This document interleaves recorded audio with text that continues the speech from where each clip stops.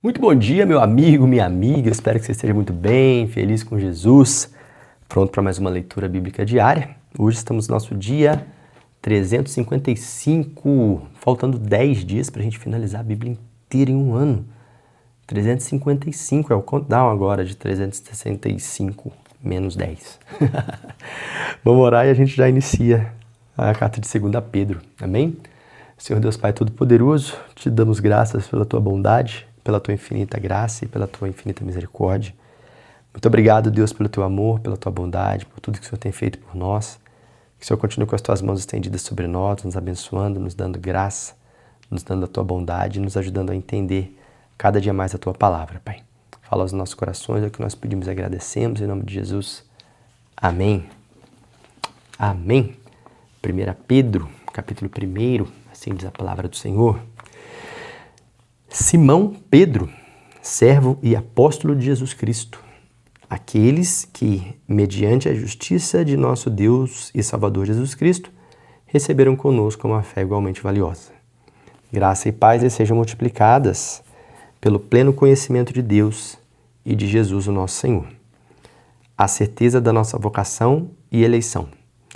Seu divino poder nos deu tudo o que necessitamos para a vida e para a piedade, por meio do pleno conhecimento daquele que nos chamou para a sua própria glória e virtude. Dessa maneira, ele nos deu a sua grandiosa e preciosa promessa, para que por elas vocês se tornassem participantes da natureza divina e fugissem da corrupção que há no mundo, causada pela cobiça.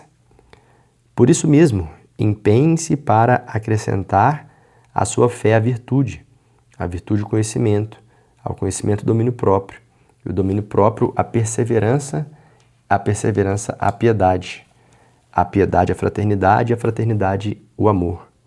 Porque essas qualidades, se essas qualidades existirem e estiverem crescendo em sua vida, elas impedirão que vocês, no pleno conhecimento do nosso Senhor Jesus Cristo, sejam inoperantes e improdutivos. Todavia, se alguém não as tem, está cego, só vê o que está perto, esquecendo-se da purificação dos seus antigos pecados. Portanto, irmãos, empenhem-se ainda mais para consolidar o chamado e a eleição de vocês, pois se agirem dessa forma, jamais tropeçarão.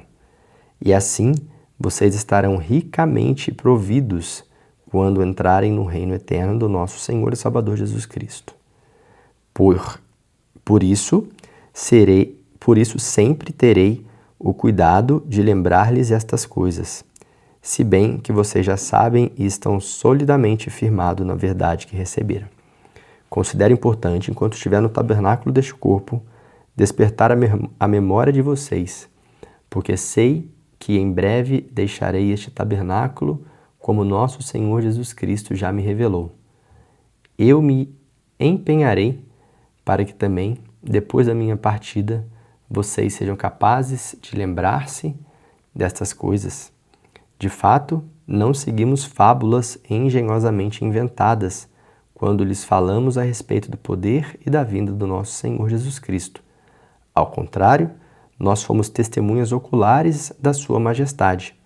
Ele recebeu honra e glória da parte de Deus Pai, quando da suprema glória lhe foi dirigida a voz que disse: Este é o meu Filho amado, de quem me agrado.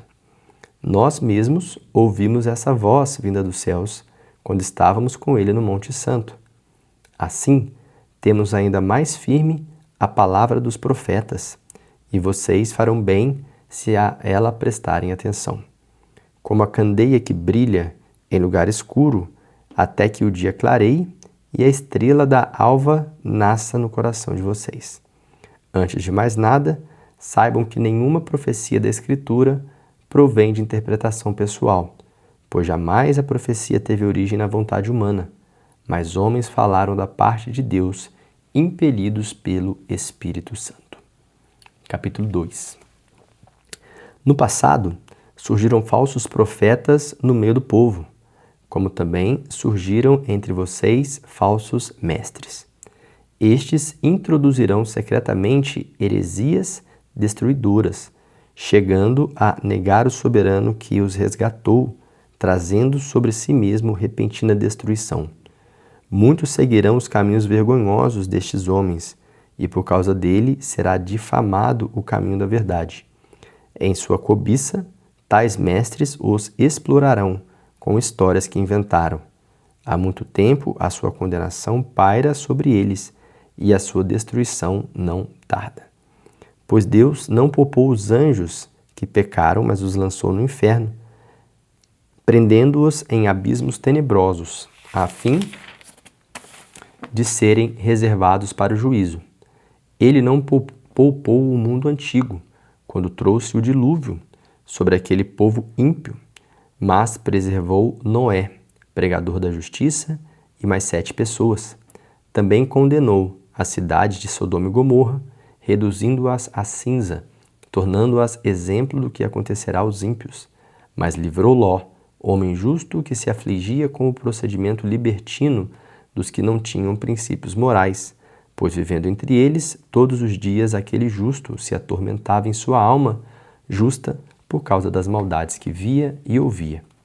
Vemos, portanto, que o Senhor sabe livrar os piedosos da provação e manter em castigos os ímpios para o dia do juízo, especialmente os que seguem os desejos impuros da carne e desprezam a autoridade.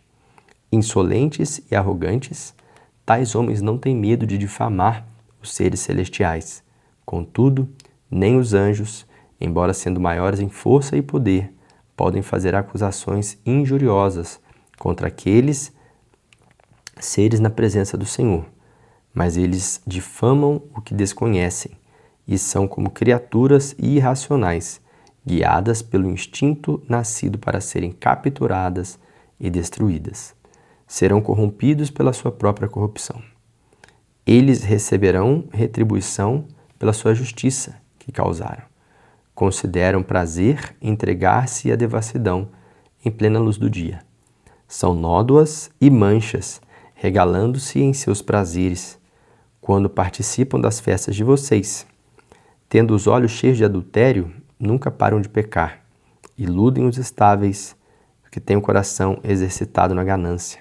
Malditos! Eles abandonaram o caminho reto e se desviaram, seguindo o caminho de Balaão, filho de Beor, que amou o salário da injustiça. Mas em sua transgressão foi repreendido, pois a jumenta, um animal mudo, que falou com voz humana e refreou a insensatez do profeta. Estes homens são fontes sem águas e névoas impelidas pela tempestade. A escuridão das trevas lhes está reservada, pois eles, com palavras de vaidosa arrogância, provocando os desejos libertinos da carne, seduzem os que estão quase conseguindo fugir daqueles que vivem no erro. Prometendo-lhes liberdade, eles mesmos são escravos da corrupção, pois o homem é escravo daquilo que o domina. Se tendo escapado das contaminações do mundo por meio do conhecimento do nosso Senhor e Salvador Jesus Cristo, encontraram-se notavelmente pelas enredados e por elas dominados. Então estão em pior estado do que no princípio. Teria sido melhor que não tivessem conhecido o caminho da justiça, do que depois de terem conhecido, voltassem suas costas para o santo mandamento que lhes foi transmitido. Confirma-se neles o que é verdadeiro provérbio. O cão volta ao seu vômito, e ainda a porca lavada volta a se revolver-se na lama. Capítulo 3. Amados, agora esta é a segunda carta que lhes escrevo. Em ambas, quero despertar com essas lembranças a sua mente sincera, para que vocês se recordem das palavras proferidas no passado pelos santos profetas e os mandamentos de nosso Senhor e Salvador que os apóstolos de vocês lhes ensinaram. Antes de tudo, saibam que nos últimos dias surgirão escarnecedores, zombando e seguindo suas próprias paixões. Eles dirão: o que houve com a promessa da sua vinda? Desde que os antepassados morreram, tudo continua como desde o princípio da criação. Mas eles, deliberadamente, se esquecem de que há muito tempo, pela palavra de Deus, existem céus e terras, esta formada de água e pela água. E pela água, o mundo daquele tempo foi submerso e destruído. Pela mesma palavra, os céus e a terra que agora existem estão reservados para o fogo, guardados para o dia do juízo e para a destruição dos ímpios. Não se esqueçam disto, amados. Para o Senhor, um dia é como 1000 anos, e 1000 anos como um dia. O Senhor não demora em cumprir a sua promessa, como julgam alguns. Ao contrário, Ele é paciente com vocês, não querendo que ninguém pereça, mas que todos cheguem ao arrependimento. O dia do Senhor, porém, virá como ladrão. Os céus desaparecerão com um grande estrondo, os elementos serão desfeitos pelo calor, e a terra e tudo que nela há será desnudada. Visto que tudo será assim desfeito, que tipo de pessoa é necessário que vocês sejam? Vivam de maneira santa e piedosa, esperando o dia de Deus e apressando a sua vinda. Naquele dia, os céus serão desfeitos pelo fogo, e os elementos se derreterão pelo calor. Todavia, de acordo com sua promessa, esperamos novos céus e nova terra, onde habita a justiça. Portanto, amados, enquanto esperam estas coisas, empenhem-se para serem encontrados por Ele em paz, imaculados e inculpáveis.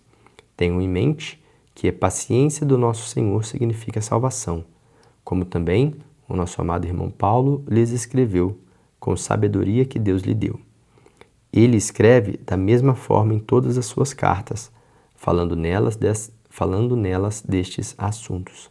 Suas cartas contêm algumas coisas difíceis de entender, as quais os ignorantes e instáveis torcem, como também o fazem com as demais escrituras para a própria destruição deles. Portanto, amados, sabendo disso, guardem-se para que não sejam levados pelo erro dos que não têm princípios morais, nem percam a sua firmeza e caiam. Cresçam, porém, na graça e no conhecimento de nosso Senhor e Salvador Jesus Cristo. A Ele seja a glória, agora e para sempre. Amém. Amém? Finalizamos mais um dia. Deus abençoe a sua vida e amanhã estaremos aqui para mais uma leitura. Em nome de Jesus. Fique com Deus.